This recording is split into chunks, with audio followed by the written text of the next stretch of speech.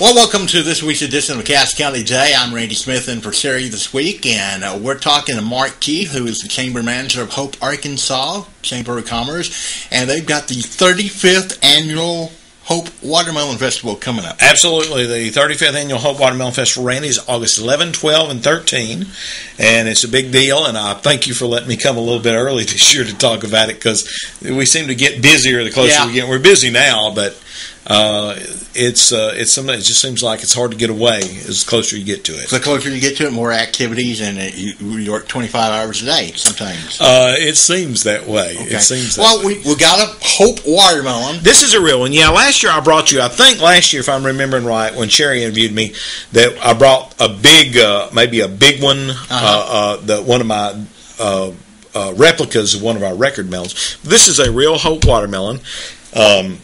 I went down and bought it from one of our biggest growers today before I came, and they are a little bit later, but we're starting to get them out now, and we should have plenty for the festival. Okay. What's the difference between a Hope Watermelon? What makes the Hope Watermelon so special? Well, obviously where it was grown, and we pretty much define a Hope Watermelon as being like within 20 miles of Hope. And such, you have watermelons grown in Nevada County, in the Bodcaw area. Also, there is an area in Hempstead County called DN, just a little community. A lot of watermelons grown up there. Also, we're starting to get some production down in Fulton. And I suspect that probably what makes a good Hope watermelon is the same thing that makes a good Cass County watermelon. I noticed that they're well thought of over here. And that is sandy soil that drains well. And watermelons do not need, they don't want soil that holds the water, they want it to drain. This year, of course, it's been very, very dry. Most of our producers irrigate so we can be assured of some production. But usually on a dry year like this, the watermelons are real sweet. The ones I've had this year have been real good. Good. So, what else is going to be taking place this year at the Watermelon Festival? Well, I guess the biggest thing is on Saturday night, the highlight of the Watermelon Festival, the biggest event, probably the biggest single event, is the concert. And this year we have 2 acts instead of 1. We have Little Texas, which have been popular over about the last 20 years, I guess, 15 or 20 years. They've had a number of hits. They'll be in concert. They will open our concert, and then Chuck Wicks is our headliner. And a lot of folks know Chuck Wicks because he's got a hit record called Stealin' Cinderella. Mm-hmm. And the one I remember the best is called Amy's Back in Austin. And his most recent one, I haven't checked to see if he's released a new one, but his most recent one that was on the charts was called Old School. Okay. And so I want to mention that to everybody. There's a lot of folks. Now, what I got a big kick out of was when we started promoting into the civic clubs in Hope, and one of my partners from UACCH, University of Arkansas Community College at Hope, who partners with the Chamber of Commerce for the concert, was explaining Chuck Wicks had been on Dancing with the Stars. And now I don't watch Dancing with the Stars. Ozzie and Harriet, yes, but not Dancing with the Stars. But my wife does, and she remembered him. And what I was amazed is so many of our staid, conservative Hempstead County business people watch Dancing with the Stars. A couple of guys really surprised me. We're probably in the minority. I guess we are. I don't know. But they knew him from Dancing with the Stars. He was on there a couple of years ago. His girlfriend, don't ask me her name, was on. But anyway, he makes very good music. And 2 for the price of 1. The advance tickets for that concert are $12. Those are general admission. They will be $20 a day of show. I believe the children's tickets are $6, and that's, I think, for kids either 4 to 10 or 4 to 12. If you go to www.uacch.edu, you can find out about that. Also, there are ticket locations as far west, east for you all, but as far west as Texarkana, there's 2 or 3 locations there on that website that you can find them. Or you can order them on that website using a credit card, and I think they hold them for you at the box office. Oh, okay. Great. So anyway, that's kind of the biggest thing. Of course, obviously, the big attraction of the Watermelon Festival is the watermelon. We have several contests with that. The signature ones that date from the first Watermelon Festival, the first revived Watermelon Festival in 1977, are watermelon eating.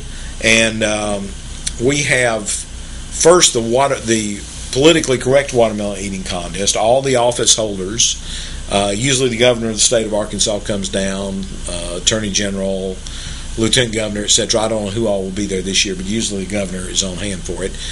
They come over, all the politicians from local Hope politicians up will competitively eat. Last year it was won by our outgoing sheriff, Jerry Crane, and he defeated five-time winner Hope Vice Mayor and former Razorback football player David D.J. Johnson, who is a machine when it comes to competitively eating watermelon.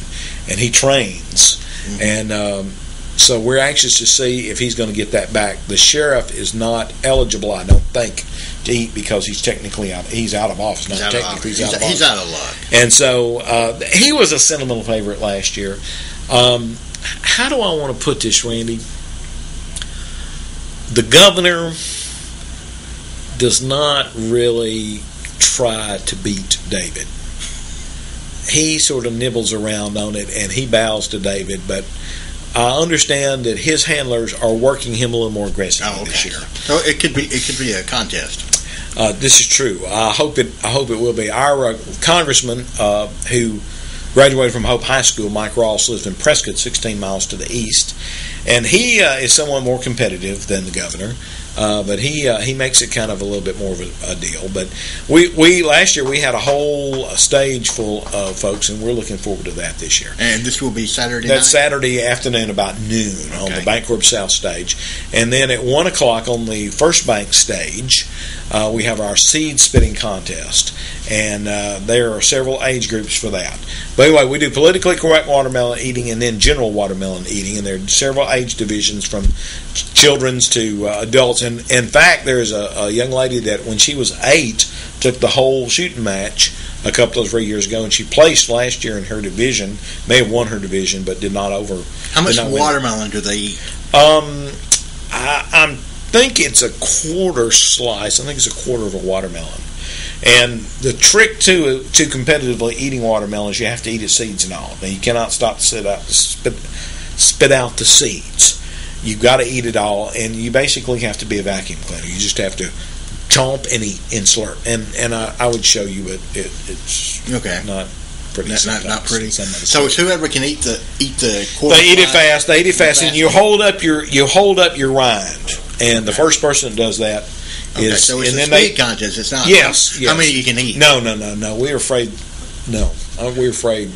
I was going to say that one could get ugly. Yeah. It's not like that hot dog contest they have in Coney Island every year. So. But it's a speed contest, and some people can clean a quarter slice of melon in about 7 or 8 seconds. Wow. Yeah, it's pretty amazing. Wow. So is it open to anybody? Yes, and there's no charge. No charge. Okay. Yeah. So we have the politicians first, and those are the office holders, those running for office. And I don't think we have. I think we're in an off election year this year, so it'll be office holders. Anyway, they eat first, and then the general watermelon eating contest. And we generally have, I bet we have a dozen in each division, sometimes 2 dozen. And then we do that, and then at 1 o'clock we have the seed spitting contest. So. And that's for distance. Yes, it is. How far do people usually? The trailer is 40 feet, and we've seen them go off the trailer. So, I would imagine, I don't know if they've made 50 feet with it, but 40, in the 40s certainly. Wow. And there's a trick to that. I can't really do it without a seed, and I'm not cracking that open. But basically, you sort of have to curl your tongue around the seed, and it's like, shooting a bullet in a gun. You've got a path for it to go. Mm-hmm. And so you get some air behind that seed, spit it through your curved tongue, and hopefully you get a good glide. And it's really good kind of spit it high, and it will sort of glide over. Do y'all have lessons to give people? No, but there was some guy from a television show several years ago. My wife's her cousin, her aunt's granddaughter, gave lessons to some guy from some channel. I'm not sure. I'll be honest with you, I can't remember who the guy was. Mm-hmm. But, he really did train, and that's what she said. I paid some attention to it and kept a copy of it, and I have spit seeds many times, and I do know that is the optimum way to do it. But that's what she was telling me, was curl your tongue. Good curl it. Okay. What else is going on? Well, we start about noon on Thursday. It's a 3-day festival. Noon Thursday, all day Friday, all day Saturday. We open up arts and crafts. We usually have a couple hundred booths of arts and crafts, and we still have some booth space left, although they're filling up pretty quickly. I think we got 9 in yesterday, but we have a pretty good area. So if you're interested, all you have to do is give us a call at 870-777-3640, or you can visit www.hopemelonfest.com and email us. The booths open up, the concessions open up that day. Also, on Thursday is the opening of the Watermelon Idol Talent Contest. Again, that's sponsored by the college at www.uacch.edu, and you have to register online. And we have usually I think $700 or $800 worth of cash prizes for that. The winner of that gets to sing a couple songs prior to the concert. So they will be an opening act. Really, the only opening acts for our concert this year locally will be Watermelon Idol folks. So usually the previous year's Watermelon Idol singer performs, and then the current Watermelon Idol, the one that wins it on Saturday. We have the preliminaries Thursday night, and we have the final Saturday, usually about before the watermelon eating and seed spitting and all that. There is, to my knowledge, no charge to enter. All you have to do is go to uacch.edu and look for the application, and I don't know if they're up yet. I haven't looked, but they will be, and they have a limit of being able to take like 10 or 12 or 20 or something like that preliminaries in each division, and I think they have a group division and a single division. Okay. And usually it seems like it's won by a single. So, anyway, those are online. And folks that are watching Cass County today would be eligible if you've got good singers, and I'm sure you do. We do have talented singers. I'm sure it was not just limited to Nat Stuckey over here. No. So, but that is Thursday evening, and then Thursday also the Kiwanis Club has a chicken dinner, barbecue chicken. Tyson is our biggest employer in Hope, and they provide the chicken. We have a processing plant, of course, there. And then Friday we open up about 9 o'clock. During the day, and the arts and crafts open up, the concessions open up, and then throughout the day we have events. We'll have some music on the stage. Friday night, the Little Miss and Little Mr. Watermelon pageant happens, and you can download an application for that. That's for kids age infant to 16. The entries say 0 to 16, but I had never seen one of those 0 kids yet. Okay. So infant to age 16, and I think the cost on that is $30, and you have to buy a watermelon T-shirt because that's one of the things they do. But you can go look for that online at www.hopemelonfest. We have that. We put a lot of our applications up online, by the way, on that website, so if you want to go look at them, in addition to schedules and things like that. And then we have that on Friday night. I want to mention a little more entertainment. Thursday evening, we are going to have in front of the Coliseum a free concert with Ace Cannon, sax player. A lot of folks remember Ace Cannon, big hit with Tough, and we hadn't had him for a couple of years, but we've had him off and on over the last 10 or 12 years quite a bit, and this will be the first time he's been there in a couple of years, so we're looking forward to that, and that'll be free on Thursday night. And we're working with a blues band. I don't think we've got them booked yet, but we're working with a blues band for Thursday night as well. Friday night is we're working on that. Friday night we also have a gospel concert. It's free. The Dixie Melody Boys, a lot of folks know them.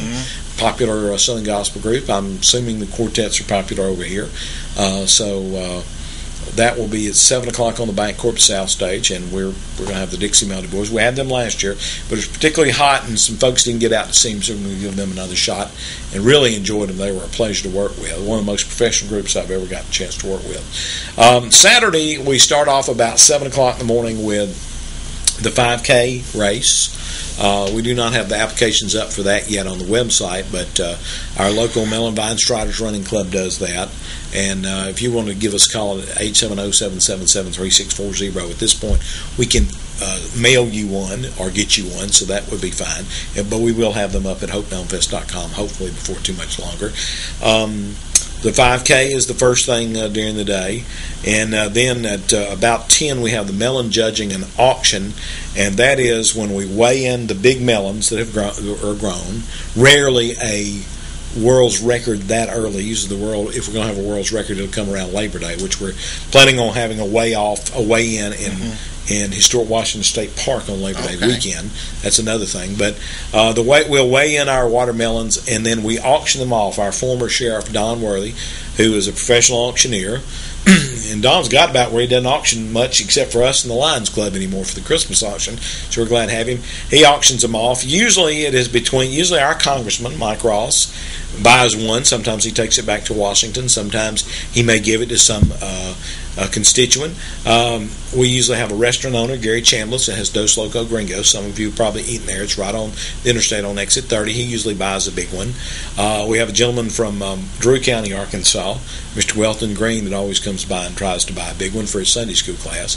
And we usually do that at 10 o'clock. And we have sometimes we'll have folks from all over the South that are there. Last year, a gentleman from Naples, I know Naples has a watermelon festival, was there.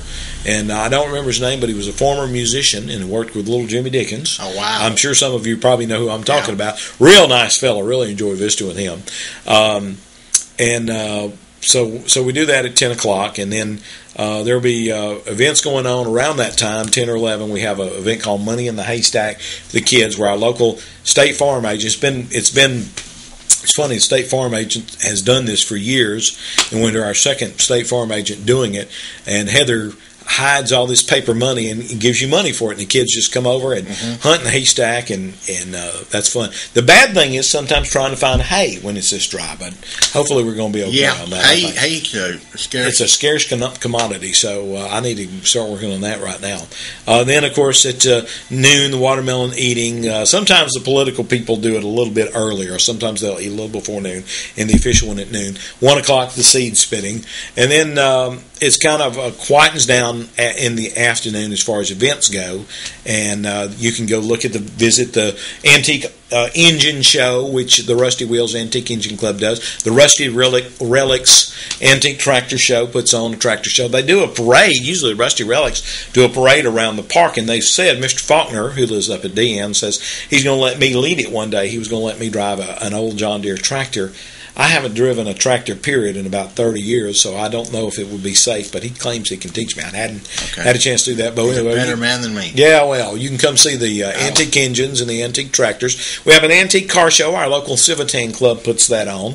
And if you would like to know about that, you can call Kim Smith. She works at Greening Ellis Insurance at 870-777-4661. Again, I think we have applications for that up on the website. We have applications for the ABATE, the motorcycle show, and that's at our website at hopemelonfest.com. That's a drive-in show, and I think they do judging between 9 and 2 or something like that. And so you can get a chance to, in the time after some of the events, go look at those exhibits, the antique engines, antique tractors, motorcycles, antique cars, and things such as that. And then, of course, on Saturday evening, our big entertainment, of course, is the concert. I think the doors open at 6. They have it in Legion Field. We have a local industry, CMC Steel Products, helped us with building a new stage. And that stage is where we host our concert. It's in the south part of the park. Again, advance tickets are $12. They're available at uacch.edu or several locations. You can go in there and find all the locations. I won't go all the way through them now because there's not one right here in your town, but there's as close as Texarkana, or you can just order them online. We do have a $40 reserve seat ticket. When you buy general admission tickets, you should bring your own lawn chair. And but if you the $40 reserve seats, you get them. They're up real close to the stage, and you'd be amazed who buys those. I shouldn't tell this, but there's a businessman, and I won't tell who he is. And I remember the first year they were talking about somebody said, you know, old so and so standing in his chair yelling for Tracy Bird to sing Watermelon Crawl. And so I'm always amazed at how much people get into these concerts. Yeah. And so how many people can y'all seat at the concert? We could seat easily probably 4,000 people, I suspect. Wow. Probably 5,000. Last year we had something like 2,700 for it.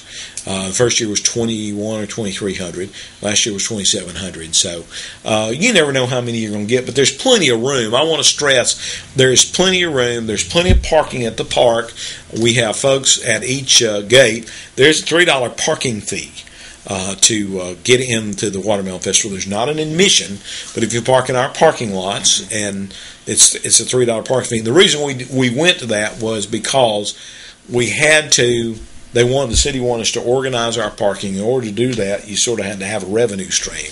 So we let the Rotary Club does the front gate, the Jones Street gate, the other front gate, the Boy Scouts do.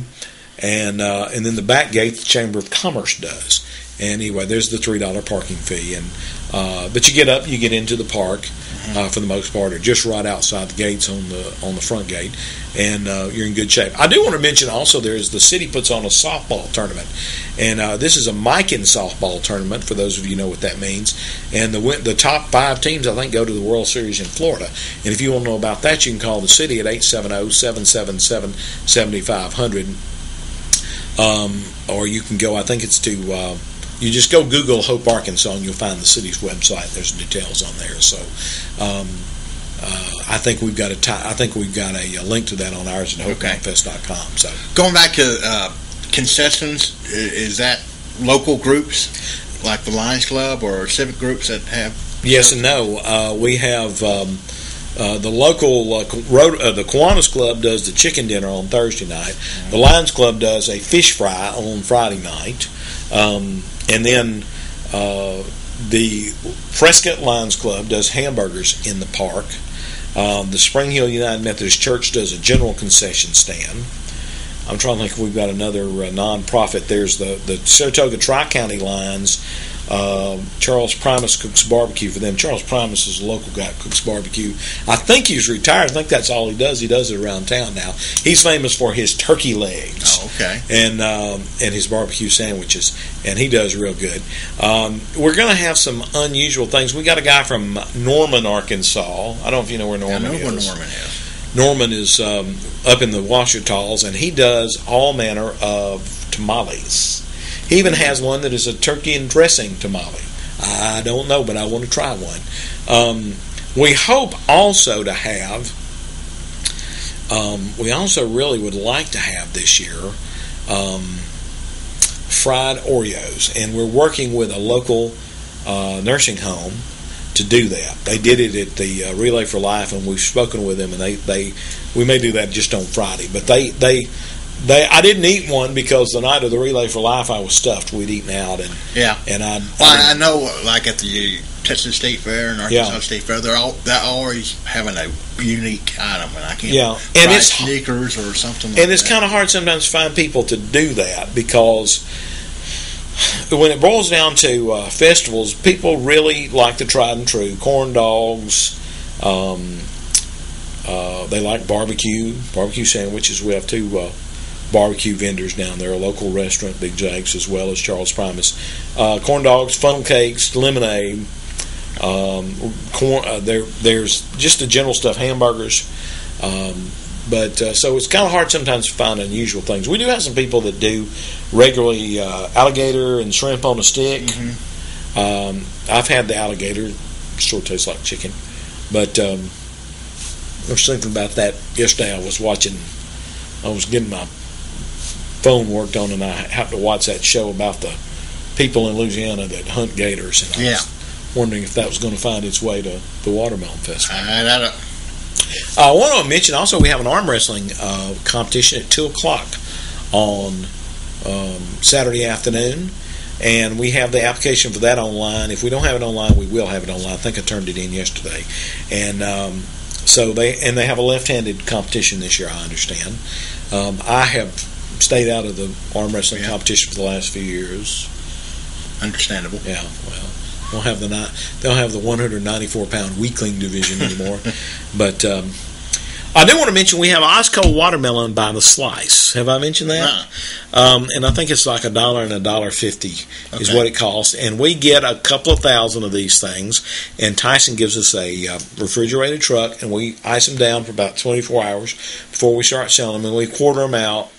And I think the $1.50 slice is a quarter slice, and then you get a $1 slice, which is an eighth slice. Mm-hmm. And there are a lot of people that come eat a come eat watermelon. That's the thing around this area, especially in summer. Yeah, and so you'd be amazed how those things go. We were talking to somebody that slices, and they were talking about how big those things go. So a lot of folks really like to come. And this is a good eating size melon.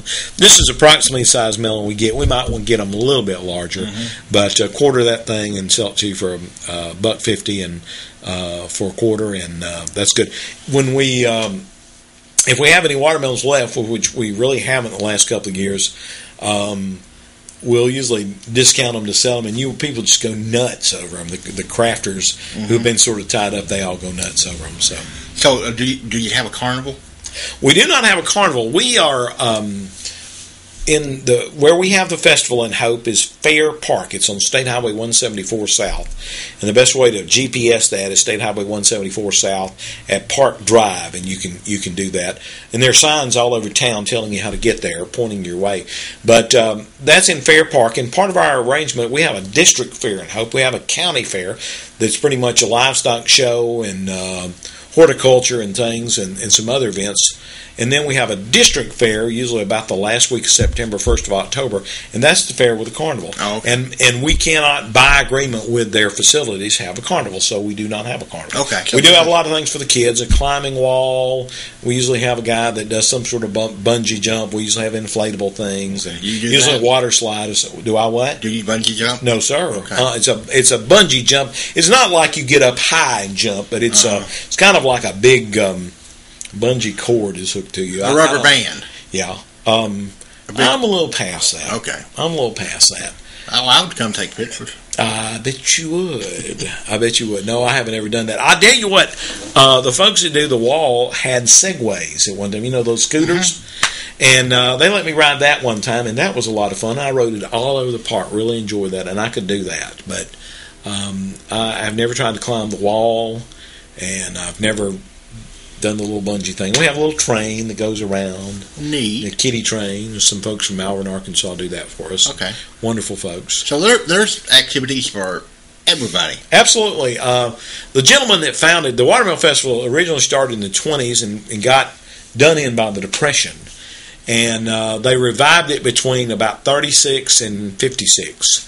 And then didn't have it for 20 years, and a guy named Pod Rogers who worked for the newspaper. Pod was very much a promoter of hope. He's well known for taking watermelons to the Miss Arkansas pageant, doing all kinds of things like that. Pod revived it, and it was just a hit in 1977. It has been ever since. Pod's been gone about 12 or 13 years now, but the memory lingers on, and he envisioned it as a low-cost event for people. As I said, you can walk through the gates for free. There is a parking fee, but you can walk through the gates for free. I used to, when I lived up close to it, I live out in the country now, but when I lived out close to it, I would walk over from my house. I didn't drive over. Mm-hmm. So you can walk through the gates for free.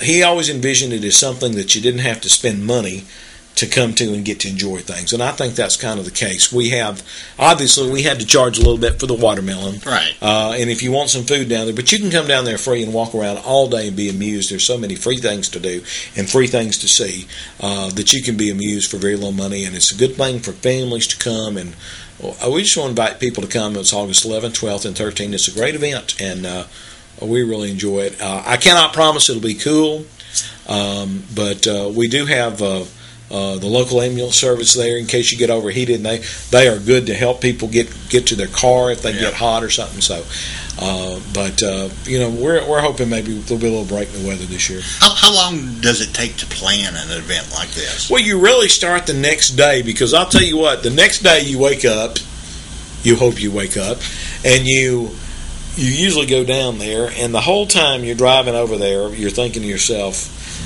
boy, I wish we'd have done this, or I wish we'd have done that, or boy, that worked good, or something like that. So I would say it's all year. I do, after it's over with, and sort of eat your lunch, and after it's over with, I really try to forget it a little bit. And but we do talk about it, and usually we have a board meeting the next week and talk about it. And we have been very fortunate. There's been very little problem with the Watermelon Festival. The biggest problem I can really think of with the Watermelon Festival is the year it rained before the watermelon, right after we picked the watermelons, and got to where they would split on us as we were loading them. One year we ran completely out, and we had to go buy some in the park. Our local watermelon vendors, we encourage our watermelon growers to bring trailers of watermelons and sell them. We don't charge them for that. Mm-hmm. Obviously, we charge for our arts and crafts booths and their concession booths, but we do not charge our watermelon growers, because this is the guest of honor. This is the whole reason everybody comes. So right. A lot of people will come by it. You really can't transport an ice cold watermelon home. You got to keep it. It doesn't have a great shelf life after you've chilled it. So people will get a table melon such as this, that's room temperature or festival temperature, and take it home. So there are a whole lot of those. But I really can't think of a whole lot of tragedies we've had. Years ago, before I came, when they had the cow chip contest, somebody messed up and did not get properly aged cow chips, but I won't go into that. Yeah. So I have pictures of a guy that elected president later on throwing those things, by the way. Oh, okay. He excelled at, for some reason, working with that material. I don't know why. But we could go several places with that kind they're all too big to really come now. But when President Clinton's from Hope, and he came for many years. I have a couple of letters on the wall that he had sent, offering his condolences and not being able to come a couple of times, or announcing who would come. And then we had, Mike Huckabee is from Hope, mm-hmm. and he's, of course, a big star on Fox Television now, and writes books. And he used to bring, when he was governor, he used to bring his band, Capital Offense. I think he has another one now on that, and he calls them something else. I can't remember. But he was there quite a bit. And so we've had quite a few folks. We had a few folks on their way up. We had the Dixie Chicks before they got famous. We lost some money on them, by the way. We lost money. If we'd have waited 2 years, we'd have been rich. But that's just the way it goes. That's the way it goes. We've had some folks on their way up, and we really had a lot of fun with the Watermelon Festival. It's a good event. It sounds like a great weekend of fun going on at Hope. And Hope's what, an hour away? Hope will take you just about an hour from Atlanta. And, so it's a good drive, because it's all pretty much 4-lane, because mm-hmm. Highway 59 to I-30, and I-30 all the way in, straight stretch. There are 2 Hope exits, 30 and 31, and there will be signs at both directing you to the park. The park is not really centrally located. It's kind of off the beaten path, but there are signs that will get you there. Most everybody knows where it is. There will be watermelon. All you have to do is kind of follow the watermelon stands, because they're set up all the way over there. Okay. It'd be real easy to find. Once again, the dates? August 11th, 12th, and 13th. And if you want to call us, 870-777-3640. I'll even give you my cell phone, 870-826-6737. Or you can go online at www.hopemelonfest.com. Information about the concert is available on our college's website, www.uacch.edu. That's www.uacch.edu. And what have I left off? I think you have said it all, my friend. I think I really have. Well, what I would suggest is we wrap this up and get a knife and eat this watermelon. There we go. Sounds like lunchtime. Sounds a good thing to me. Well, thanks for joining us. Thank you very much. Thank you for allowing me to come over and be with the folks at Cass County today. Thank you, sir. You'll be back next week. We'll see you then.